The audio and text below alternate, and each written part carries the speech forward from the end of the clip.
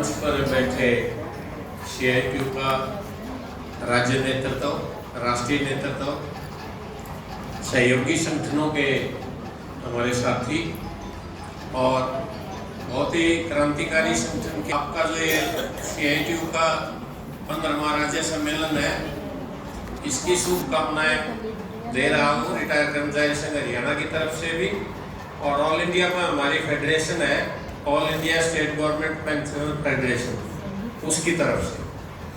हम हरियाणा में अभी 12,000 पेंशनर को जोड़ पाए हैं।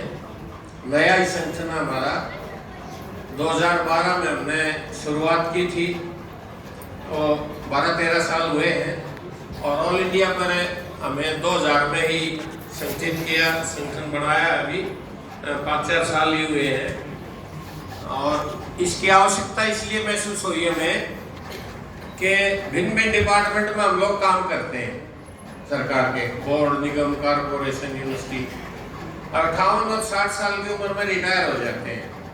हमने इन सर्विस अपनी कुछ एक्सपीरियंस लिए ऑर्गेनाइजेशन के, और ये समझ में आया कि हम सब कमा के खाने वाले आदमी हैं, चाहे कर्मचारी है, चाहे मजदूर है, चाहे किसान है।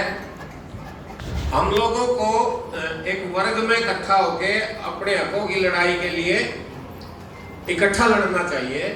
और 58 साल के बाद आदमी, कुछ साथी तो उस दौरान मन बना लेते हैं कि हम लोगों ने फलां जनसंगठन में काम करना है। जैसे किसान सभा में पहले मास्टर शेर सिंह जी ने किया, मास्टर बलबीर जी हैं, राजेंद्र बाटू जी हैं।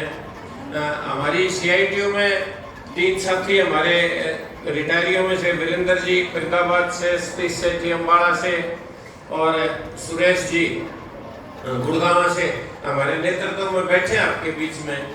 तो इन्होंने इन सर्विस ही तय कर लिया था कि हमने फलां जनसंगठन में रिटायरमेंट के बाद काम करना है।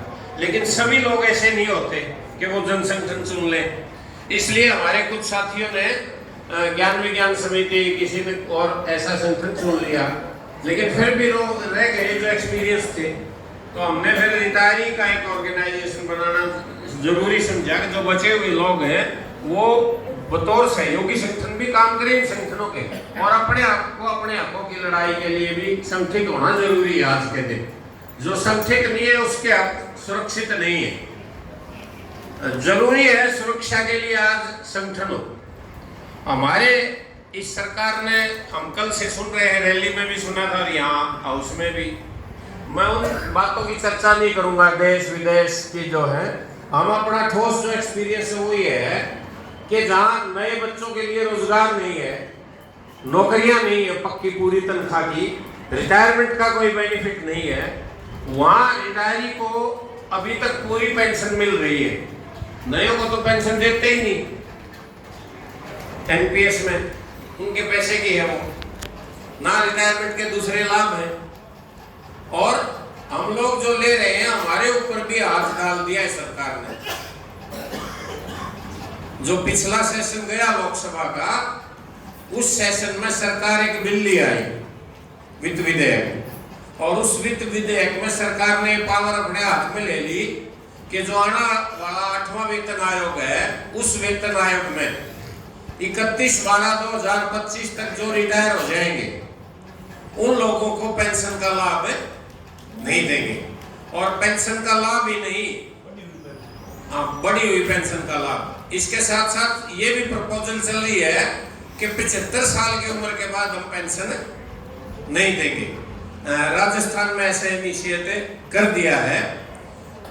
वो कह रहे हैं कि हमारी जिम्मेवारी इतनी ही थी, आपका परिवार है, बेटा बेटी है, पोता पोती है, बुढ़ापे में वो पाले आपको, सारी उम्र की लायबिलिटी सरकार ने नहीं ले रखी। तो पेंशन को लगभग जैसी भी मिल रही है उसको खत्म करने की योजना है सरकार की। उस हक के लिए हम लोग ऑल इंडिया में इकट्ठे हुए हैं। और हमारे इसके साथ साथ कम्यूटेशन है, हम पेंशन को पहले कैश ले लेते हैं जब रिटायर होते हैं, और उसको बाद में किस्तों में सरकार को जमा कराते हैं। वो कम्यूटेशन 10 साल में पूरी हो जाती है, जो ब्याज रेट है सरकार 15 साल तक काट रही है। ये तो हिसाब तो बाप बेटे का भी है। सरकार के साथ हमने टेबल टॉक कर लिए, भाई आप हिसाब कर लो और हम कर ले। अगर ये 10 में पूरे तो फिर फालतू क्यों काट रहे हो? तो ये रिफरेंस देके कि आप लोगों ने साइन किया हुआ मेरे साथ, हस्ताक्षर करके दिए हुए कि हमें मेरे 15 साल कटे, इसलिए 15 ही काटेंगे। वो लड़ाई है हमारी। इसके साथ साथ हमें कुछ राहतें मिलती थी सीनियर सिटीजन के नाते। रेल में आधा किराया था, हवाई जहाज में आधा किराया था। वो कोरोना के बाद वो सुविधाएं वापस ले ली गई, फुल देना पड़ता है। 8वां आया कि भाई केवल राज्यों में लड़ने से काम नहीं चलेगा, क्योंकि ज्यादातर अब सेंटर से ही चीजें आ रही हैं। ऑल इंडिया में इकट्ठे हुए और लड़े। तो अभी इस साल में जनवरी से लेकर आज 10वां महीना है, हमारे 4 बड़े एक्शन हैं। 2 एक्शन हरियाणा के लेवल के हमने किए हैं, जिनमें हमने जब ये पता लगा कि वित्त विधेयक पास हो गया तो हरियाणा के लेवल पर फैसला करके हमने अप्रैल के महीने में प्रदर्शन किया। सभी जिलों में बहुत अच्छे प्रदर्शन हुए हमारे, और लगभग 3500 टोटल जिलों का हमारा जो है धरनों का प्रदर्शनों का वो था। उसके बाद हमने निर्णय लिया कि सीएम का जो ऑफिस है कुरुक्षेत्र, उस ऑफिस पर हम अपनी बात कहने जाएंगे। तो वहाँ भी हमारा बहुत ही अनुशासित और संगठित ढंग से 2500 के आसपास आदमी पहुंचे, और वहाँ डीसी आई। डीसी ने आश्वासन दिया कि मैं बात कराऊंगी।